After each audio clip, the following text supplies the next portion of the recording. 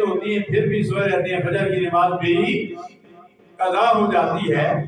فرمایا جو شخص فجر کی نماز باجماعت ادا کرتا ہے، عشاء کی نماز بھی باجماعت ادا کرتا ہے، اسے پوری رات کے قیام کے برابر ثواب ملتا ہے۔ اور پھر فجر کی نماز باجماعت ادا کرنے کے بعد بندہ بیٹھا رہے، سورج نکلنے کے بعد جب زوال کا وقت ختم ہو جائے، اللہ کے پیارے حبیب علیہ تحیت و ثنا نے فرمایا 2 رکعت نماز اشراق پڑھ لیا کرو، تمہیں 1 عمرے کا ثواب مل جائے گا۔ کتنی رحمتیں ہیں۔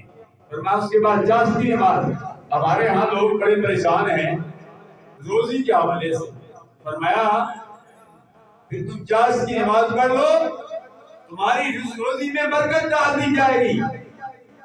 امام الانبیاء علیہ تحیت و ثنا نے فرمایا اگر مسجد میں نماز پڑھو تمہیں ہر نماز کا ثواب، اکیلے پڑھو تو 1 نماز کا صحیح نماز کا ثواب، جماعت میں پڑھو ورکعوا مع الراکعین،